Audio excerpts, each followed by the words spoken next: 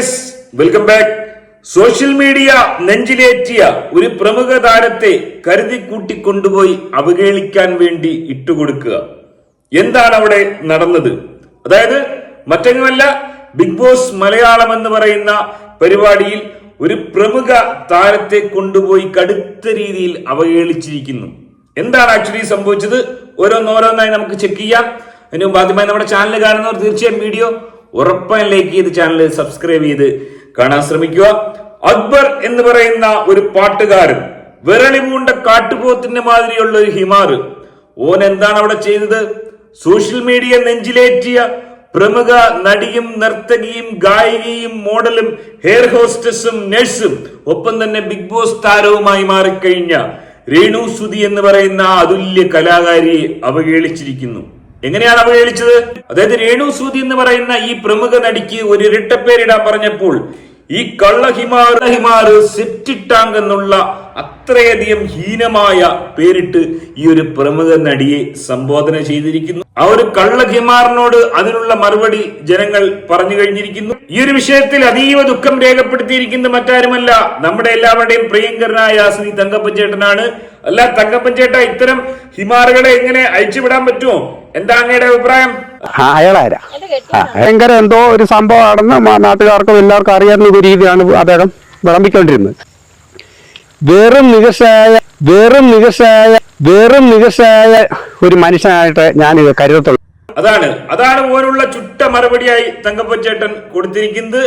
Anyway, ഈ ഒരു സംഭവത്തോടു കൂടി, അതായത് ബിഗ് ബോസ് തുടങ്ങുന്നതിന് മുമ്പ് ഞാൻ പറഞ്ഞിരുന്നു, അതായത് നെഗറ്റീവായി പുറത്തേക്കുന്ന ആളുകൾ അകത്ത് പോയി കഴിഞ്ഞാൽ ഏതെങ്കിലും ബുദ്ധിയില്ലാത്ത ഹിമാറുകൾ അവരെ കോർണർ ചെയ്യാൻ ശ്രമിച്ചു കഴിഞ്ഞാൽ ഉറപ്പായും അവർക്ക് സപ്പോർട്ട് കിട്ടും. പൊതുവെ ബിഗ് ബോസിൽ അങ്ങനെയാണ്, കോർണർ ചെയ്യപ്പെടുന്ന ആൾക്ക് സപ്പോർട്ട് എല്ലാ കാലത്തും കിട്ടിയിട്ടുണ്ട്. ഇവിടെ ഈ പറഞ്ഞ ഈ അക്ബർ എന്ന് പറയുന്ന ഈ ഒരു പകയൻ പുറത്തുള്ള കളികളൊക്കെ കണ്ടിട്ട് ഓളെ കോർണർ ചെയ്യാമെന്നുള്ള രീതിയിൽ പറഞ്ഞതായിരിക്കാം. എനിവേ, അതിന്റെ റിസൾട്ട് എന്താണ്? അതാണ് കാണേണ്ടത്. ഏഷ്യാനെറ്റ് ന്യൂസ് അടക്കം വാർത്ത കൊടുത്തിരിക്കുന്നു. അക്ബറിനെ ഇഷ്ടമായിരുന്നു, ഇപ്പോൾ വെറുപ്പും. മോഹൻലാൽ ചോദ്യം ചെയ്യണം, അക്ബറിനെ പുറത്താക്കണം, രേണു ചേച്ചിക്ക് കംപ്ലീറ്റ് സപ്പോർട്ട്. എന്നാലോചിച്ച് നോക്കുക, ഒറ്റ ഡയലോഗ് കൊണ്ട് കാര്യങ്ങൾ മാറി മറിഞ്ഞു. മറ്റെല്ലാ വീഡിയോസിന്റെയും താഴെ 99% രേണു ചേച്ചിക്ക് ഈ ഒരു വിഷയത്തിൽ സപ്പോർട്ട് കിട്ടിയിരിക്കുകയാണ്. കമന്റുകളെല്ലാം രേണു ചേച്ചിക്ക് അനുകൂലമാണ്. ഒരാള് പോലും ഇല്ല അക്ബറിനെ സപ്പോർട്ട് ചെയ്യാൻ. ഏഷ്യാനെറ്റിന്റെ പ്രൊമോയിൽ വന്നിരിക്കുന്ന ആദ്യ കമന്റ് 2100 ലൈക്കാണ് രേണു ചേച്ചിക്ക് കിട്ടിയിരിക്കുന്നത്. എനിവേ, ഇതുകൊണ്ട് തന്നെ വലിയൊരു കുതിപ്പ്, ബിഗ് ബോസിൽ വലിയൊരു കുതിപ്പ്. രേണു സുധി എന്ന് പറയുന്ന ഈ പ്രമുഖ നടിയും നർത്തകിയും മോഡലും ഗായികയും ഹെയർ ഹോസ്റ്റസും നഴ്സും ബിഗ് ബോസ് താരവുമായി മാറിക്കഴിഞ്ഞ ഈ യുവതിക്ക് കിട്ടിയിരിക്കുന്നുവെന്ന് പറയാതെ വയ്യ. ഈ അവസരത്തിൽ ഇതിന് കാരണക്കാരനായ അക്ബർ എന്ന് പറയുന്ന ഈ ഹിമാറിന് നന്ദി പ്രകാശിപ്പിക്കുവാൻ വേണ്ടി അദ്ദേഹത്തെ വീണ്ടും വേദിയിലേക്ക് ക്ഷണിക്കുന്നു.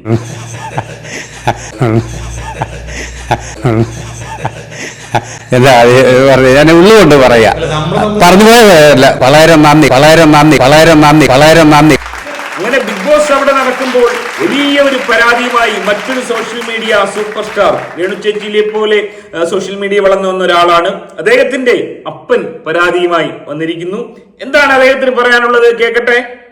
ആ ബിഗ് ബോസിൽ വന്നേക്കണേ ഇവന് ഇതിൻ്റെ അത്ര പ്രസക്തി ആർജിച്ച വ്യക്തി ആരും ഇല്ലെന്നാണ് എനിക്ക് തോന്നണത്. കാരണം ഇവനല്ലേ അതിൽ ഈ ഏറ്റവും പ്രസക്തൻ. അപ്പം ഇവനെ എടുക്കേണ്ടത്. പിന്നീട് മറ്റവരൊക്കെ എടുത്തത് എന്തുകൊണ്ടാണെന്നുള്ള അറിയാൻ പാടില്ല. അതിൻ്റെ പിന്നിൽ പ്രവർത്തിച്ചവർ എന്താ സംഭവിച്ചതെന്ന് എനിക്കറിയാൻ പാടില്ല. കാരണം ഇവൻ വളരെ ഫേമസാണ്. ഇപ്പം ഈ നമ്മുടെ കേരളത്തിൽ തന്നെ മൊബൈൽ സ്മാർട്ട് ഫോൺ ഉപയോഗിക്കാത്ത ആൾക്കാർ തന്നെ ഇല്ല, ചുരുക്കുക. ഈ എല്ലാ ആൾക്കാരും ഇവനെ കണ്ടുകൊണ്ടിരിക്കുന്നത്. അങ്ങനെ വെച്ച് നോക്കുമ്പോൾ ഇവനെ എടുക്കേണ്ടത്. മനസ്സിലാക്കാൻ സാധിക്കുന്നത്, വൈൽഡ് കാർഡായിട്ടെങ്കിലും ബിഗ് ബോസിൽ കയറാനുള്ള ഒരു ശ്രമമാണ് നമ്മുടെ സൂപ്പർ സ്റ്റാർ പെരേര നടത്തുന്നത്. പെരേരയെ കൊണ്ട് കൂട്ടിയാൽ കൂടില്ലെന്ന് മനസ്സിലാക്കിയപ്പോൾ പെരേരയുടെ അച്ഛൻ ഡാഡി പെരേര തന്നെ രംഗത്ത് വന്നിരിക്കുകയാണ്.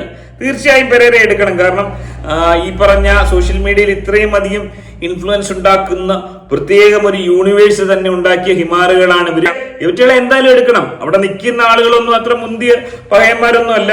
അവരെ വെച്ച് നോക്കുമ്പോൾ അവരെക്കാൾ സ്റ്റാർ പെരേരയാണെന്നുള്ള കാര്യത്തിൽ യാതൊരു സംശയമില്ല. പെരേരയെ കൊണ്ട് പോയി കഴിഞ്ഞാൽ ഉറപ്പായും അവിടെ നല്ലൊരു കോംബോ ഉണ്ടാവാനുള്ള ചാൻസ് ഉണ്ട്. ഇനി ബിഗ് ബോസ് കൊണ്ട് യാതൊരു ഉപയോഗവും ഉണ്ടാകുന്നില്ല എന്നുള്ള രീതിയിലുള്ള ചില ചർച്ചകൾ ചില ഭാഗത്ത് നടക്കുന്നുണ്ട്. അതൊക്കെ തെറ്റായ പ്രചരണമാണ്. അത്തരത്തിൽ വലിയൊരു ഉപയോഗം കഴിഞ്ഞ സീസൺ കൊണ്ടുണ്ടായ ഒരു വ്യക്തിയെ നമുക്കൊന്ന് പരിചയപ്പെടാം. വരട്ടെ. വെരി പ്രൈവറ്റ് അതന്നെയാണ്.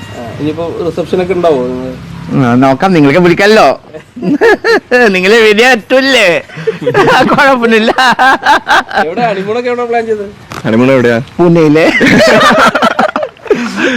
ഒന്ന് ആലോചിച്ച് നോക്കുക, അഭിഷേകിന്റെ പെണ്ണുമ്പിള്ളയാന്നും പറഞ്ഞ് ഈ കൊച്ചുപ്രേമയെ കല്യാണം കഴിപ്പിച്ച് വീട്ടിലോട്ട് കൊണ്ടുപോകുമ്പോ ഓന്റെ ഒരു അമ്മയുടെ അവസ്ഥ എന്ന് ആലോചിച്ച് നോക്കുക. മരുമോളായി കാണേണ്ടി വരുന്ന അവസ്ഥ. അതുപോലെ ഈ ജാൻമണി എന്ന് പറയുന്ന ഈ ഹിമാർ ഓന്റെ വാപ്പയോട് പഠിച്ച ഓന്റെ പ്രായമുള്ള ഒരു ഹിമാറായത്. ഒരു അവസ്ഥ ഒന്ന് ആലോചിച്ച് നോക്കി, എന്തൊരവസ്ഥയാണ്. എങ്ങോട്ടാണ് ഈ കാലം പോകുന്നത്? ഇനി ഇതുമായി കണക്ട് ചെയ്യുന്ന മറ്റൊരു സംഭവമുണ്ട്. അത് മറ്റൊന്നുമല്ല, ഇപ്പോ ബിഗ് ബോസിൽ നിൽക്കുന്ന ആ ഒരു പകയൻ, നെവിൻ എന്ന് പറയുന്ന ആ ഒരു പകയൻ, ഓനും അഭിഷേകുമായിട്ട് വലിയ പ്രണയത്തിലായിരുന്നു. ഇത്തരത്തിലൊരു വീഡിയോ പുറത്തു വന്നിട്ടുണ്ട്. നമുക്ക് അതുകൊണ്ടൊന്ന് കാണാം.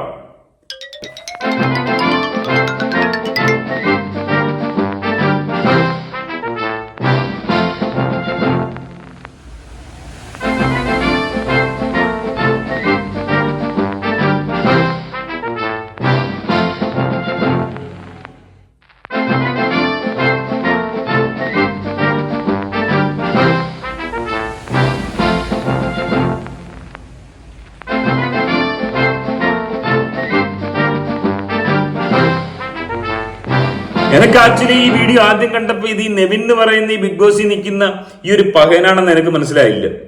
അതായത് ഈ നെവിനും ഈ അഭിഷേകും തമ്മിൽ വലിയ രീതിയിലുള്ള പ്രണയത്തിലായിരുന്നു. ഈ ഒരു പകയൻ ബിഗ് ബോസിൽ പോയതിനു ശേഷം ജാൻമണി അതിനിടയിൽ കയറി തട്ടിയെടുത്ത് കല്യാണം കഴിക്കുകയായിരുന്നു എന്നാണ് അറിയാൻ കഴിയുന്നത്. ജാൻമണിയെ കല്യാണം കഴിക്കണമെന്നുള്ള ഒരു ആഗ്രഹം ഈ അഭിഷേകിന് ഇല്ലായിരുന്നു. ഓന്റെ മനസ്സിൽ എപ്പോഴും നെവിൻ എന്ന് പറയുന്ന ഈ ഒരു പകയനായിരുന്നു. സാധാരണഗതിയിൽ നമ്മൾ കണ്ടുവരാറുള്ളത്, കഴിഞ്ഞ സീസണിലൊക്കെ നമ്മൾ കണ്ടാണ്, ബിഗ് ബോസിൽ പോയിട്ട് പ്രണയം നഷ്ടമാവുന്നത് സാധാരണ നിലയ്ക്കുള്ള പകയന്മാർക്കാണ്. പ്രണയിനിയെ നഷ്ടമാവുന്നു, അല്ലെങ്കിൽ കാമുകനെ നഷ്ടമാവുന്നു, ഭാര്യയെ നഷ്ടമാവുന്നു. എന്നാൽ ഇത്തവണ പതിവിന് വിപരീതമായി 2 ഹോമോസെക്ഷൽ പ്രണയിനികൾ ബ്രേക്കപ്പ് ആയിരിക്കുന്നു. ഇനി നെവിൻ പുറത്തിറങ്ങിയ ശേഷം ബാക്കി കാര്യങ്ങളിൽ തീരുമാനം ഉണ്ടാവും. എനക്ക് നല്ല സംശയം, ഈ പറഞ്ഞ അഭിഷേക് ഒരു ഗെയ്യാണെന്ന് പറയുന്നു. ഈ ജാൻമണി ഈ പറഞ്ഞ കണക്ക് പുരുഷന്മാർ സ്ത്രീയായ ഒരു വ്യക്തിയാണ്. ഗെയ്യ എന്ന് പറയുമ്പോൾ അഭിഷേക് എന്ന് പറയുന്ന പകയന് ആണുങ്ങളോടായിരിക്കുമല്ലോ ഇഷ്ടം. ആ ഒരു പകയൻ എന്തിനാണ് ഈ സ്ത്രീയായി മാറിയ ഈ ജാൻമണി എന്ന് പറയുന്ന ഈ ഒരു ഹിമാറിനെ കെട്ടാൻ നിൽക്കുന്നത്? എന്താണ് ഇവരുടെ ഒരു ഈ നിയമവശങ്ങൾ എന്താണ്, കീഴ്വഴക്കങ്ങൾ എന്താണ്? അതുപോലെ ഇത്രയൊക്കെ അപരാധങ്ങൾ കാണിച്ചിട്ടും ഈ പകയന്മാർക്കൊന്നും ഒരു മൂലക്കുരു പോലും വരുന്നില്ലെന്നുള്ളത്. സോ അതൊക്കെ അവിടെ നിൽക്കട്ടെ. നമുക്ക് തിരിച്ച് ബിഗ് ബോസ് ഹൗസിലേക്ക് വരികയാണെങ്കിൽ ഇന്നലത്തെ കളിയുടെ കാര്യം പറയുകയാണെങ്കിൽ, ഇന്നലത്തെ ഈ ഒരു ഗെയിം എന്ന് പറയുന്നത് മെയിനായിട്ടും ഹൈലൈറ്റ് ചെയ്യപ്പെട്ടത് ഈ സുധി ചേച്ചിയുടെ, രേണു സുധിയുടെ സെപ്റ്റിക് ടാങ്ക് വിഷയമാണ്. അതിന് കാരണമായത് ഈ ഒരു ടാസ്ക് ആണ്. ആസ് യൂഷ്വൽ എന്നത്തെ പോലെ പാട്ടൊക്കെ പാടി തുടങ്ങുന്നു. അതിനുശേഷം ഈ ടാസ്കിൽ ഈ പറഞ്ഞ ഇരട്ട പേരുകൾ ഇടുന്നു. അതിൽ രേണു സുധിക്ക് ഈ ഒരു പകയനിട്ട പേരാണ് ഇത്രയും അധികം വിഷയങ്ങൾ ഹൗസിൽ ഉണ്ടാക്കിയത്. അതിനുശേഷം വന്നത് ഈ പറഞ്ഞ എന്താ പറയാ ഭാഗ്യ കോയിൻ എന്ന് പറയുന്ന ഒരു ടാസ്ക് ആണ്. ആ ടാസ്കിൽ പരാജയപ്പെട്ട ആളുകൾക്ക് കൊടുത്ത ശിക്ഷ അതെനിക്ക് ഇഷ്ടപ്പെട്ടു. സാധാരണഗതിയിൽ കണ്ടുവരാത്ത രീതിയിലുള്ള, അതായത് ഇത്തവണ അത്യാവശ്യം പണികൾ കൊടുക്കുന്നുണ്ട്. അതായത് കഴിഞ്ഞ സീസണിലൊക്കെ പോയ ആളുകളൊക്കെ ഇപ്പൊ ചിന്തിക്കുന്നുണ്ടാവും നമ്മൾ രക്ഷപ്പെട്ടെന്ന്. ഇനി അങ്ങോട്ട് ആൾക്കാർ പോകാനും മടിക്കും. ആ രീതിയിലുള്ള പണികളാണ് കൊടുത്തോണ്ടിരിക്കുന്നത്. ഉറങ്ങാൻ കഴിയാത്ത അവസ്ഥ. പിന്നെ അർവാനയിൽ മറ്റവനെ തള്ളിക്കൊണ്ട് ഇങ്ങനെ നിർത്താതെ നടക്കുക, അതെനിക്ക് നന്നായിട്ട് ഇഷ്ടപ്പെട്ടു.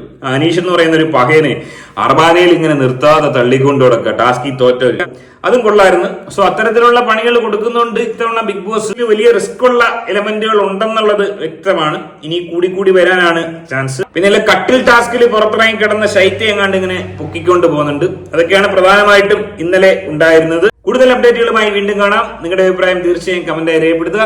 മറ്റൊരു വീഡിയോ ആയിട്ട് കാണാം. ആദ്യമായി കാണുന്നവർ ഉറപ്പായും ചാനൽ സബ്സ്ക്രൈബ് ചെയ്യുക. ബൈ.